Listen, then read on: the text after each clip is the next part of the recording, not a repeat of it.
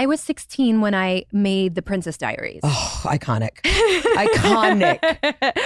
So I was a kid, and I also, I had never done anything professional. And God bless Gary Marshall for giving Matt R.I.P. I loved him so deeply. He was such a kind, incredible soul, giving me the chance to be a part of that film because I didn't know what I was doing. Right.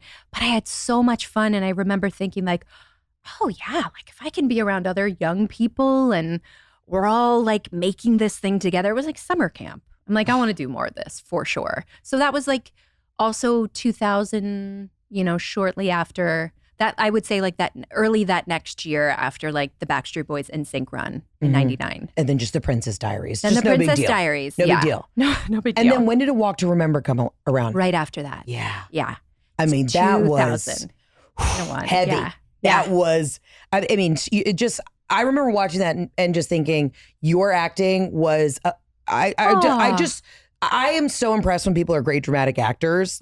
Comedians, they say we could be good dramatic actors. I mean, I'm always on the verge of crying, but that was such a great movie. And I think for a lot of people our age, that is such a turning point, even as a young adult, right? It tapped into, this young dating, the high school stuff. Yeah. And then, you were dying. And then I was dying. I know. And I think that old adage of the bad boy that you're able to sort of see the good in, and he turns a corner and becomes the best version of himself for you. There's something so romantic about that. The scene is pretty great though when you show up and you're like, hey, are we hanging out? And he's like, I don't know who you are. That scene crushed me. I was like, you do know who she is, you little shit. You're in love with her. You're in love with her. You just can't admit it. You don't even know she has cancer yet. Right? Wasn't it cancer? You were dying of cancer. Leukemia, yeah, you had leukemia. Oh my God.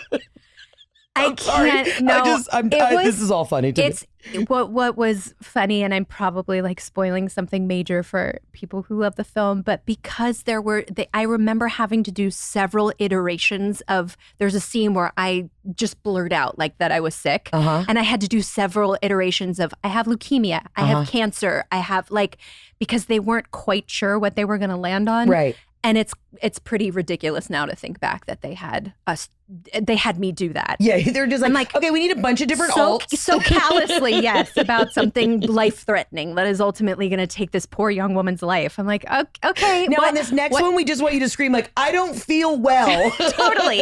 In case we want you to make it to the end. Yeah. That's amazing. And so then after that, you just obviously continued to act. And then this big moment comes around where you've done so many great pieces of work, but then you have This Is Us on NBC, which people don't know.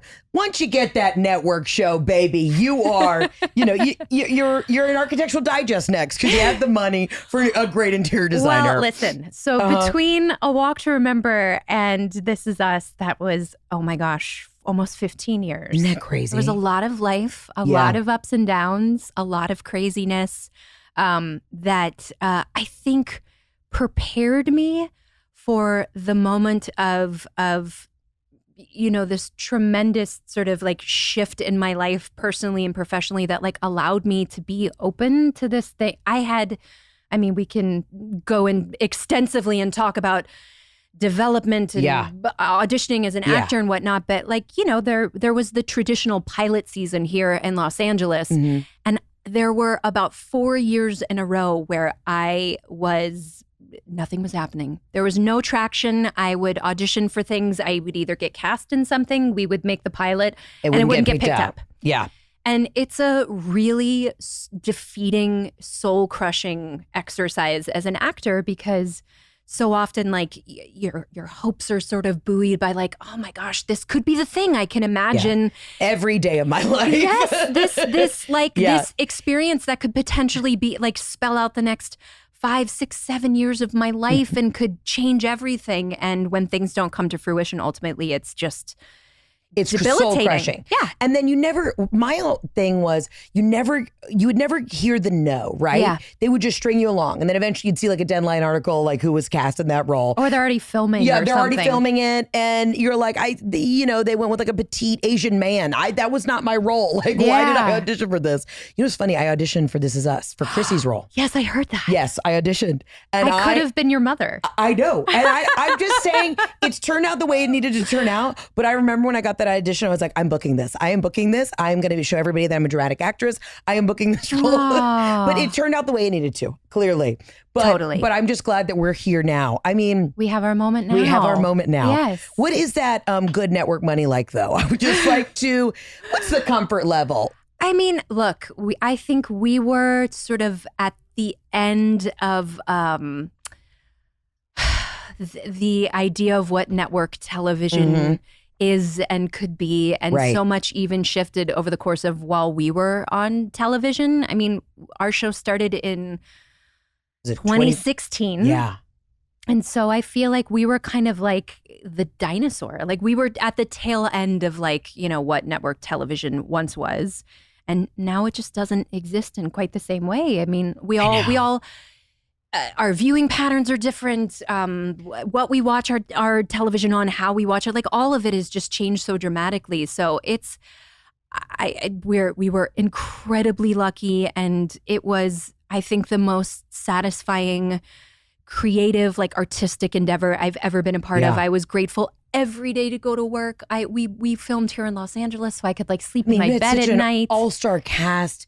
It was so beautifully written. Yes, I mean, like it was, and the storytelling was so incredible. Yeah, I mean, that's something to like really be proud of. Yeah, so it's like it could have existed on network TV or streaming or whatever. It just everything's going to end up being network again, though. Correct. That's the thing. Is It'll I go to these meetings now, again. and they're like, "Oh, there's 75 other streamers. We're eventually going to bundle them, and it's going to be cable again." Like, what are we doing here? Yeah, and I know you're a producer, and you have your hands.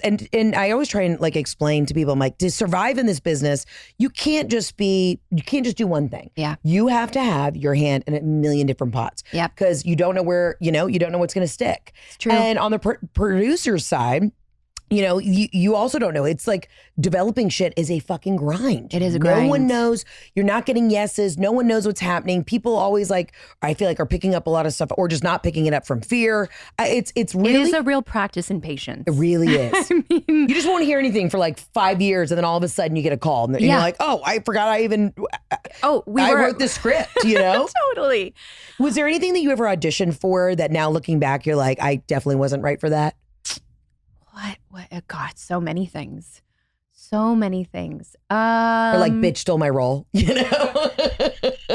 It's funny. I remember auditioning for Crazy Stupid Love.